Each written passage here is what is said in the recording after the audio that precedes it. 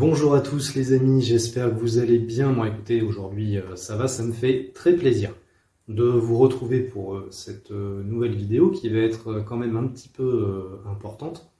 Si vous avez déjà suivi un petit peu les vidéos que j'ai faites sur cette chaîne, en fait on a abordé les bases, si on peut le dire comme ça. Je vous ai fait quelques vidéos avec tous les principes qui servent vraiment de point de départ à tout ce qu'il va y avoir sur cette chaîne.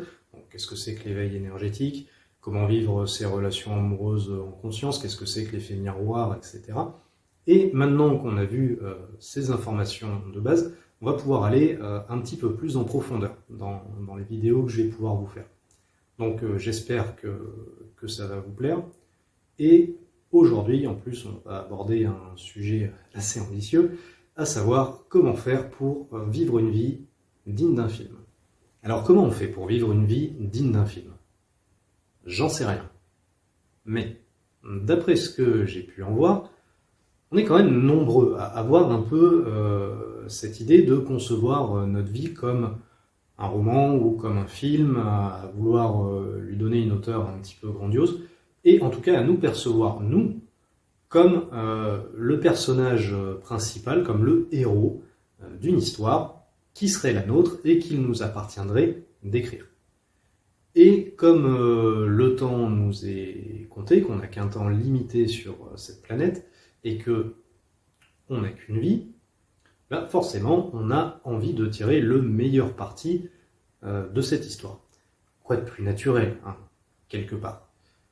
Et en général, quand on a dit ça, c'est là que vous avez des gens qui interviennent et qui vous disent des choses du genre qu'aujourd'hui est le premier jour du reste de votre vie et que la vie est un livre dont vous êtes l'auteur, donc vivez comme si vous alliez mourir demain et visez toujours la lune parce que même si vous échouez, au moins vous atterrirez parmi les étoiles.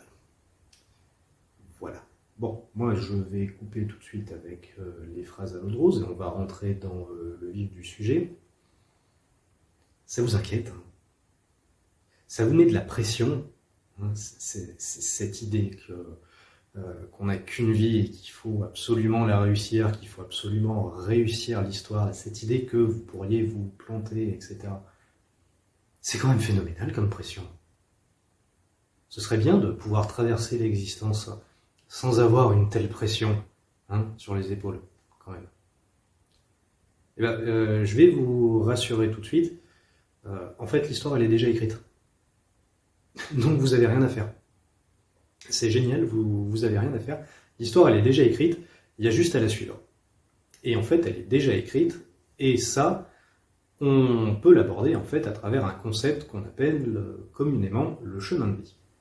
Le chemin de vie, c'est quoi? Au fond, c'est une somme de rencontres et de choix d'expériences qui sont prédéterminés au moment de l'incarnation et qui définissent en fait le chemin que vous allez devoir suivre dans votre vie. C'est-à-dire que vous êtes un être spirituel, vous êtes vous avez votre propre identité, et vous êtes incarné dans cette réalité pour faire l'expérience de votre être. Donc, pour que ça puisse se faire, on ne vous lâche pas là comme ça dans la nature, dans un environnement stérile, non, c'est voulu par le processus, on met sur votre route toutes les expériences dont vous avez besoin pour pouvoir faire l'expérience de votre être, tout simplement. C'est quand même bien foutu comme processus. Donc, quand on sait ça, on peut se rendre compte que c'est bon. Notre vie, c'est déjà un film, c'est bel et bien une histoire à vivre, et en plus, elle est déjà écrite. C'est déjà fait. Donc, il n'y a rien à faire, si ce n'est que laisser faire, dans une très large mesure. Il y a juste à suivre le roman qui est déjà écrit, il n'y a pas besoin de le réécrire par soi-même. Et ça veut dire que, quelle que soit votre vie, elle a un sens, et elle vaut la peine d'être vécue. En tout cas, tant que vous restez dans un alignement relatif avec ce qui est votre chemin de vie. Sauf que ça, on est nombreux à l'avoir oublié. On est nombreux à l'avoir oublié parce qu'en fait, on a perdu notre connexion avec la vie elle-même, notre connexion avec l'univers, qui nous fait en fait savoir intuitivement que la vie travaille pour nous. Et comme on a perdu ça, on est très nombreux à avoir tendance à rentrer dans ce qu'on pourrait qualifier une sorte d'hyper-contrôle, c'est-à-dire à chercher à faire le travail de l'univers à sa place. En vain, bien sûr, parce que c'est pas à nous de le faire, on n'a pas les compétences pour le faire. Mais en même temps, quand on a perdu cette connexion, c'est une conséquence naturelle, on tombe forcément dans ce genre de comportement. Ça me fait penser d'ailleurs à une époque pas si lointaine, où des gens autour de moi m'incitaient à être plus proactif, à me bouger un peu plus, alors soit pour rencontrer quelqu'un, soit pour mon activité professionnelle, ou pour tout un tas de domaines de ce genre. Et ça me fait sourire en fait d'y repenser maintenant. Ça me fait sourire d'y repenser et de voir en fait tous ces gens justement tenter de contrôler l'univers comme ça. Comme moi j'ai cherché à le faire à une époque, alors qu'il n'y a pas besoin en fait. Il n'y a pas besoin de se mettre une pression aussi importante. Et si cette vidéo doit vous apporter une seule chose, j'espère que justement ça va pouvoir vous enlever un petit peu de cette pression quand même, et que ça va pouvoir vous permettre de commencer à vous rendre compte que l'univers travaille pour vous et que vous n'avez pas une tâche si colossale à réaliser, en fait. Alors, je dis bien, commencez à vous en rendre compte. Parce qu'on est bien d'accord, ça se fait pas instantanément, c'est pas juste en regardant une vidéo comme ça sur YouTube que, hop, tout de suite, ça va tout résoudre. Et puis surtout, ce que je vous apporte dans cette vidéo, c'est uniquement une information intellectuelle. Mais c'est savoir ça intellectuellement, c'est pas pour autant que dans votre être intérieur, la connexion véritable avec l'univers, elle est rétablie. Or, c'est bien ça dont on est en train de parler. Par contre, j'espère que cette vidéo, elle vous permettra déjà de vous enlever un peu de cette pression là vis-à-vis de cette question existentielle, et puis qu'elle vous permettra aussi de commencer à réenvisager le rapport que vous avez avec la vie, qu'on a tous avec la vie, naturellement. Parce que la vie, donc, elle nous aide, elle écrit notre histoire pour nous. Et c'est une super bonne nouvelle. C'est une super bonne nouvelle, en fait. Parce que si ça nous appartenait à nous de l'écrire avec notre niveau de conscience terrestre, on n'y arriverait pas. On n'y arriverait pas parce qu'on n'a pas la vue d'ensemble et la perspective nécessaire, ni l'objectivité nécessaire pour pouvoir écrire un tel roman. C'est pas possible. C'est pas possible, et en plus, il y aurait un biais dans l'écriture de ce roman, parce qu'on serait trop influencé par notre passé. Une histoire, c'est quoi? C'est une succession d'événements, et notamment d'événements perturbateurs, merci Aristote, pour lancer cette histoire. C'est les événements perturbateurs qui font qu'il y a une histoire, de toute façon. Nous, on a un passé qui, pour beaucoup d'entre nous, je pense pas trop m'avancer en disant ça, qui n'a pas été parfait, avec lequel on n'a pas toujours été d'accord avec ce qui s'est passé, dans lequel on n'a pas toujours expérimenté ce qu'on voulait expérimenter, loin de là. N'empêche que ce passé, il est tel qu'il est, on ne peut pas le changer, et il fait partie de notre histoire.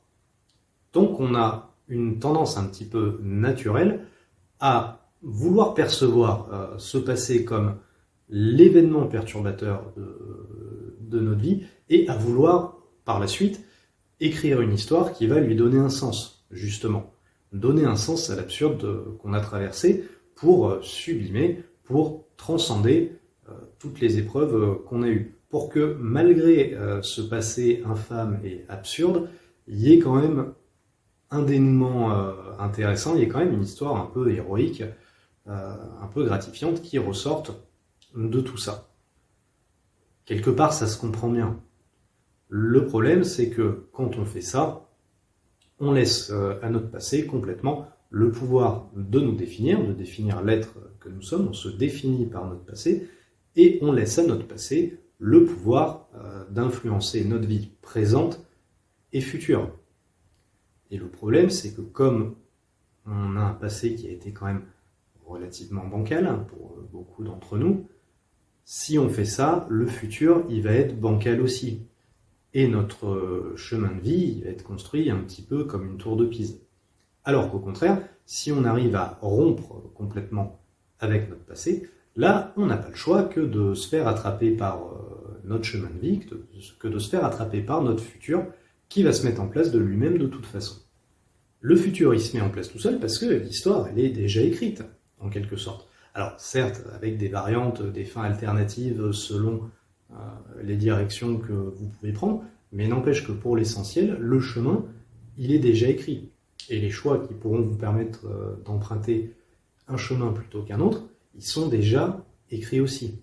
Donc, dans cet univers où notre vie s'écrit toute seule et où il y a juste à la vivre, c'est absolument primordial d'accepter notre vie telle qu'elle est. D'accepter que la vie qui se présente à nous, c'est la nôtre, et de ne pas chercher absolument à en vivre une autre.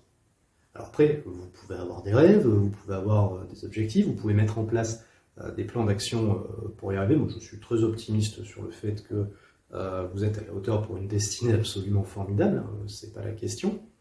Mais il n'empêche que, bon, déjà votre passé, vous ne pouvez pas le changer, et que la vie qui est la vôtre, c'est celle qui est là à l'instant T. Et c'est pas toujours évident à accepter, surtout quand on est dans un présent qui est souffrant. Et voilà, même si je fais cette vidéo, Dieu sait que je vous comprends. Il n'empêche que, peu importe à quel point on peut être en désaccord avec ce qui se présente, on n'a pas d'autre vie à vivre que celle qui est la nôtre.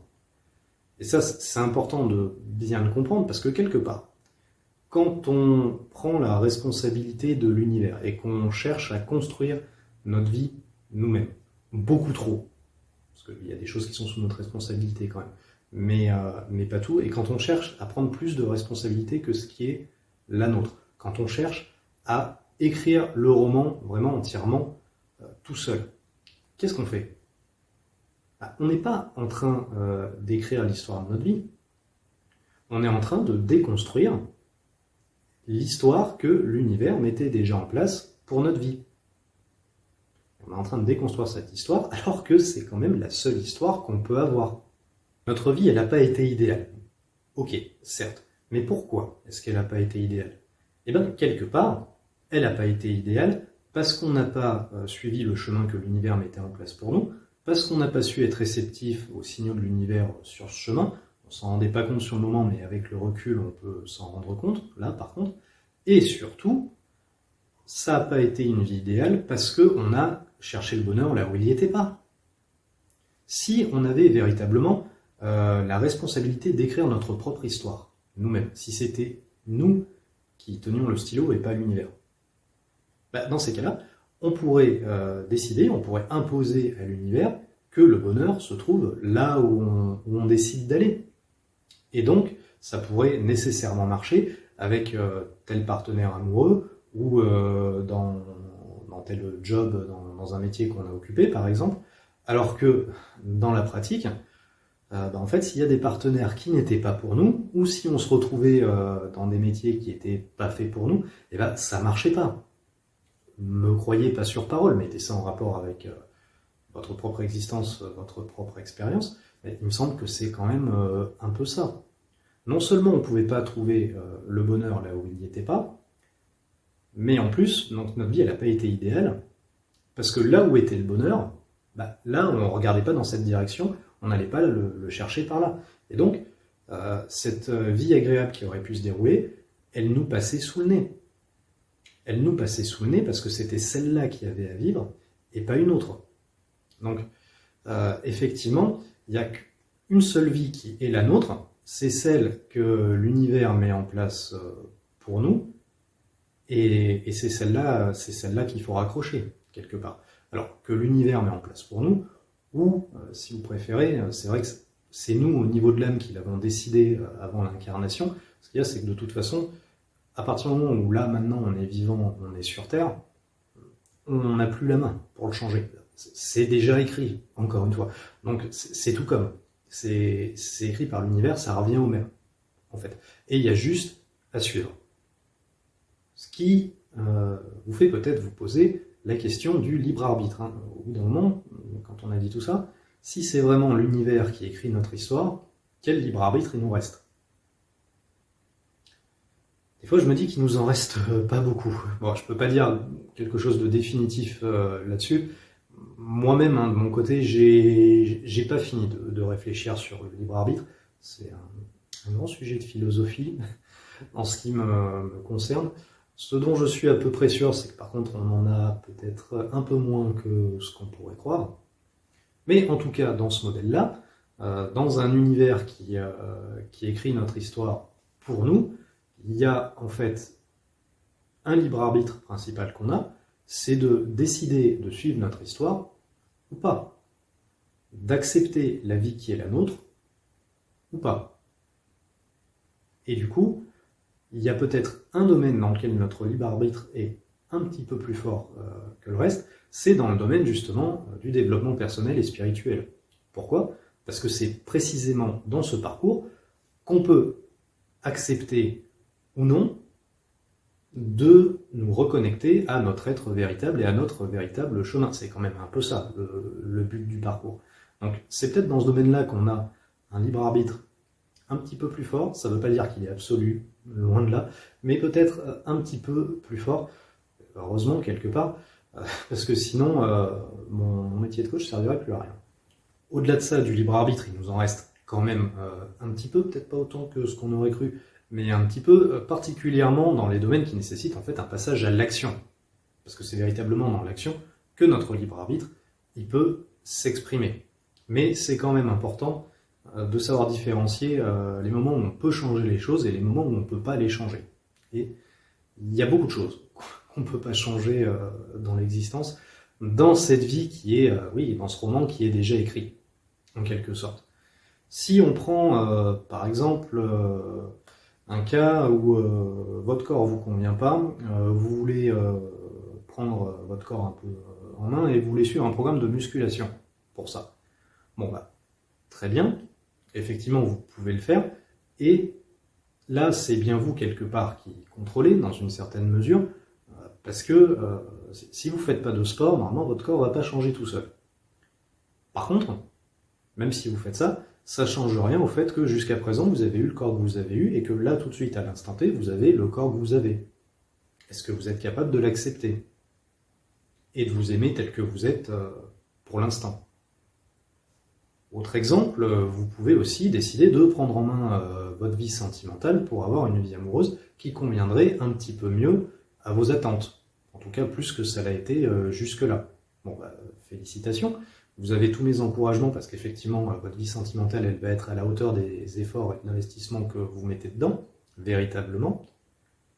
Par contre, est-ce que vous êtes capable d'accepter que là, tout de suite, vous soyez célibataire, par exemple, si c'est votre cas?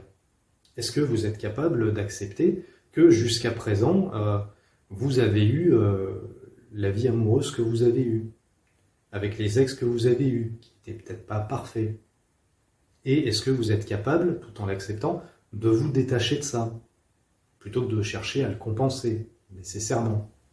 Est-ce que vous êtes prêt à faire en sorte que ce passé ne vous définisse plus? Est-ce que vous êtes prêt à vous en détacher à ce point-là?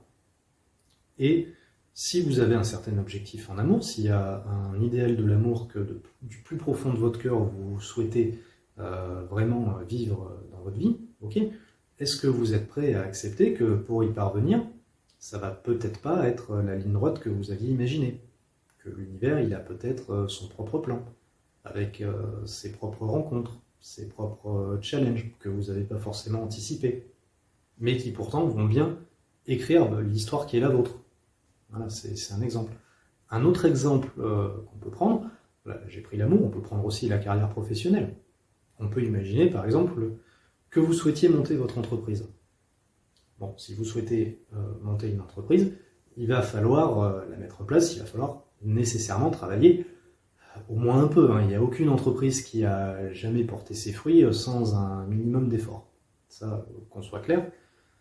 Maintenant, si vous faites la part du travail qui est la vôtre, est-ce que vous êtes prêt aussi à accepter la part du travail qui est faite par l'univers telle qu'elle est? Là encore, avec ses propres challenges, ses propres événements perturbateurs, etc. Votre destinée, je dis n'importe quoi, c'est peut-être d'être avocat, par exemple.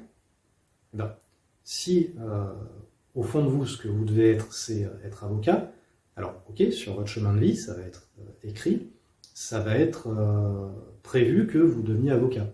Par contre, même si c'est le roman qui est écrit pour vous, bah, si vous faites jamais des études de droit et que vous passez jamais vos diplômes, peu importe à quel point c'est écrit, vous n'allez pas être avocat. Ça, c'est clair.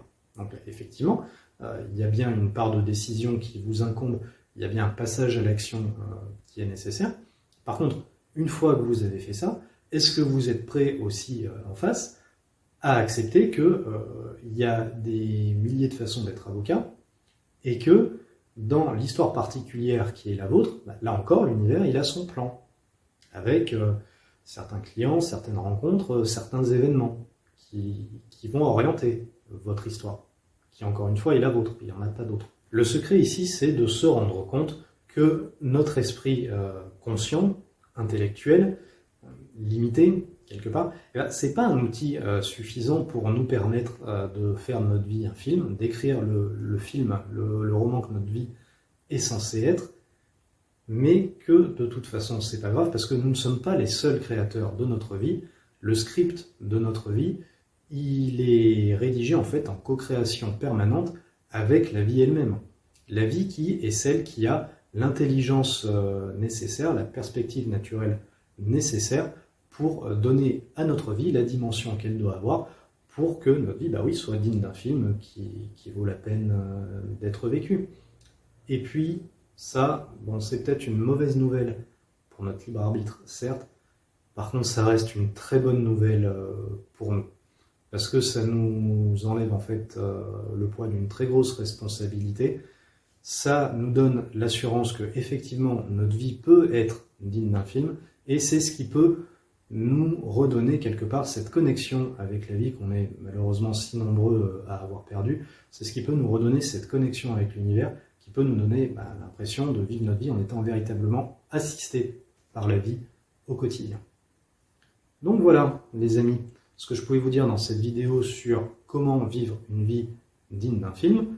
J'espère que ça vous aura plu, que ça vous aura parlé, que ça vous aura paru cohérent aussi. Ne me croyez pas sur parole de toute façon, mettez bien ça en relation avec votre vécu, avec votre expérience. Et surtout, détendez-vous. Tout va bien, tout est déjà en cours, tout est sous contrôle. Vous n'avez pas besoin de vous mettre de pression. Le film de votre vie, il est en train de se jouer, il est en train de s'écrire et il n'arrêtera jamais de s'écrire. Donc vous pouvez véritablement être assuré là-dessus et avoir foi dans le fait que la vie que vous vivez, quelle qu'elle soit, eh ben, elle a un sens. Même si vous ne le voyez pas forcément tout de suite, même si vous ne comprenez pas forcément toutes les directions que vous avez pu prendre jusque-là, vous pouvez avoir foi dans le fait que un jour, vous pourrez voir comment tous ces événements en fait se sont enclenchés exactement comme il fallait pour former un tout cohérent et pour former la vie qui est la vôtre, qui doit être telle qu'elle est. Pour finir cette vidéo, il y a un dernier point que je voudrais partager avec vous. Alors, je ne sais pas si ça va vous parler, mais écoutez, c'est pas grave, je vous le balance quand même et puis vous me direz. Bon, paraît-il, nous les humains, on n'est pas très évolués, spirituellement parlant. Et toute la violence dont on peut être témoin sur la planète en témoigne, malheureusement. Et alors des fois, voilà, je réfléchis et je me demande à quoi ça pourrait ressembler si vraiment on devenait pour la première fois l'espèce évoluée qu'on est censé être. Qu'est-ce qui changerait? Qu'est-ce qui serait différent dans notre rapport à l'existence? Ce serait quoi le changement vraiment primordial qu'on pourrait noter par rapport à la façon dont on gère notre vie tout de suite? Ça vaut ce que ça vaut, mais dans l'image qui me vient quand j'y pense, je me dis qu'en fait, la première différence, le truc vraiment fondamental qui changerait, ce serait qu'on ne vivrait plus notre vie comme une compétition avec la vie, mais vraiment comme un partenariat complet avec la vie elle-même. En reconnaissant et en acceptant totalement ce qui est, en fait, sans chercher à le renier, sans chercher à le changer. Fort de cette sagesse intérieure, on serait capable de reconnaître que la vie, elle se déroule vraiment pour nous, dans notre intérêt, on ne serait plus dans le rejet ni de la vie, ni de ce que nous sommes, on serait en acceptation totale du processus, et je me dis qu'avec une telle connexion retrouvée avec la vie, eh ben, quelque part on ne connaîtrait plus aucun désespoir, on serait capable de toujours trouver les ressources internes pour faire face aux challenges que la vie nous apporte, et je pense qu'effectivement, avec un tel état d'esprit et un tel état d'être et une telle force intérieure, on pourrait vraiment vivre une vie digne du plus grand film qui a jamais été réalisé. Précisément parce qu'on le vivrait avec la vie et non pas contre elle. Et si j'ai raison, eh ben, moi le premier, j'ai encore énormément de chemin à faire avant d'arriver à ce niveau de sagesse. Mais en attendant, c'est pas grave parce que si cette vidéo vous a parlé, eh ben mine de rien, aujourd'hui, vous et moi, on a au moins fait un pas dans la bonne direction. Voilà les amis ce que je pouvais vous dire dans cette vidéo sur comment vivre une vie digne d'un film. Je suis content si ça vous a parlé, je vous remercie vraiment de m'avoir suivi et je vous dis à bientôt dans une prochaine vidéo. Paix et amour à vous tous, prenez soin de vous, à bientôt.